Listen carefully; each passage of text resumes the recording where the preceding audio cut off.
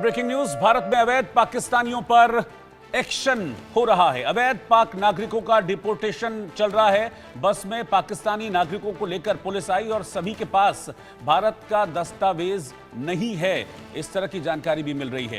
हालांकि अब सभी जो पाकिस्तानी हैं उनको भारत से बाहर भेजना है, ये फैसला किया जा चुका है। जिस सीसीएस की बैठक का मैं जिक्र कर रहा था, उसी सीसीएस की बैठक में, पहली सीसीएस की बैठक में फैसला लिया गया था कि जो भी पाकिस्तानी यहाँ हिंदुस्तान में रह रहे हैं, फिर चाहे वो वीजा लेकर आए हों, फिर चाहे वो सार्क वीजा के तहत आए हों, कोई भी अब हिंदुस्तान में रहेगा नहीं। उसके लिए डेडलाइन तय कर दी गई थी। आज आखिरी दिन है उस डेडलाइन का और इसीलिए जितने भी पाकिस्तानी अब भारत में रह गए हैं उन सभी को वापस पाकिस्तान भेजा जा रहा है और इसके लिए अब सख्ती भी की जा रही है। पूरे देश भर से इस तरह की तस्वीरें और रिपोर्ट सामने आ रही हैं।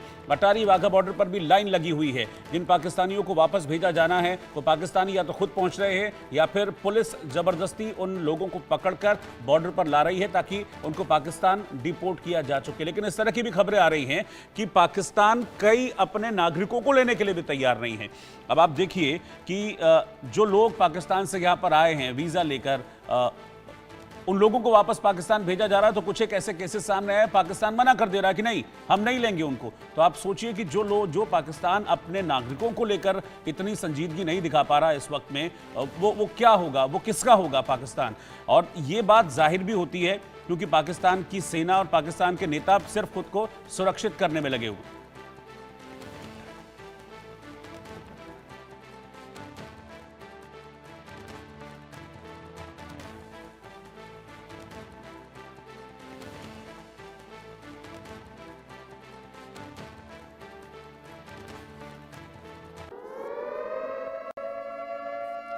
और पहलगाम हमले के बाद पाकिस्तान का ड्रामा जारी है। पाकिस्तान के सूचना प्रसारण मंत्री का बड़ा अजीब बयान सामने आया है।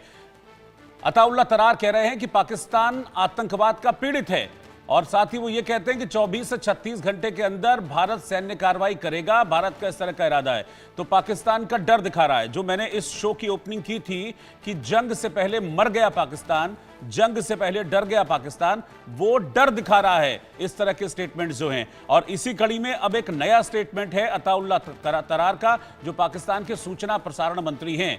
लेकिन ये सूचना प्रसारण मंत्री अपना डर जाहिर कर रहे हैं, अपनी दहशत जाहिर कर रहे हैं। पहले तो ये कहते हैं कि भाई हमारे पास इंटेल है, पक्के हमारे पास इस तरह की जानकारी है कि 24 से 36 घंटे के अंदर भारत पाकिस्तान पर हमला कर देगा। इस तरह के हमारे पास कंफर्म्ड इंफॉर्मेशन है।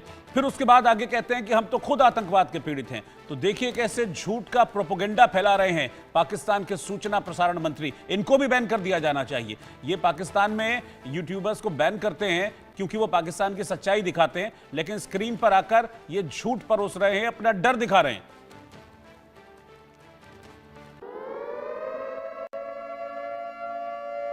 एक और ब्रेकिंग न्यूज यह है कि भारत के एक्शन के डर से पाकिस्तान बिलबिला गया है। पाकिस्तान के सूचना प्रसारण मंत्री अताउल्लाह तरार ने बड़ा दावा किया है कि 2 दिन में पाकिस्तान पर भारत अटैक कर सकता है। भारत बड़ी सैन्य कार्रवाई की योजना बना रहा है।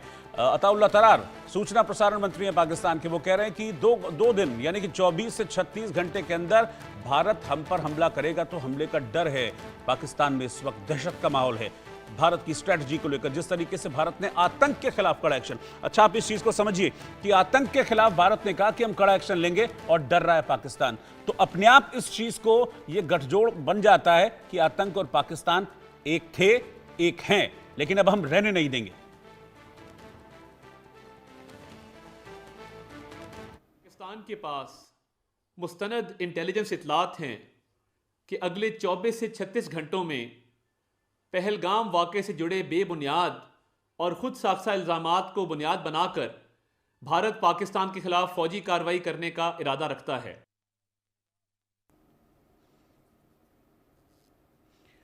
तो आपने सुना किस तरीके से पाकिस्तान के सूचना प्रसारण मंत्री हैं अताउल्लाह तरार, वो अपना डर जाहिर कर रहे हैं। मेरे साथ इस वक्त हमारे संवाददाता अजय जांडियाल साथ में जुड़े हैं, कर्नल रिटायर्ड सुशील पठानिया जी डिफेंस एक्सपर्ट मेरे साथ जुड़े हैं और पीजे मीर साहब वरिष्ठ पत्रकार हैं पाकिस्तान से, वो भी इस वक्त साथ में जुड़े हैं। आप तीनों का बहुत बहुत स्वागत है। लेकिन सबसे पहले अजय मैं आपके पास आ रहा हूँ। बांदीपोरा में बड़ा एक्शन हुआ है, अभी हमने इस खबर को ब्रेक किया है और 3 आतंकी अरेस्ट किए गए। देखिए बिल्कुल रोहित, इस चीज को सुनिश्चित किया जा रहा है कि आतंक के नेटवर्क को उखाड़ फेंकना बेहद जरूरी है, क्योंकि जिस तरीके से पाकिस्तान ने बार बार भारतीय क्षेत्र में जम्मू कश्मीर में आतंकी गतिविधियों को चलाया है, इसकी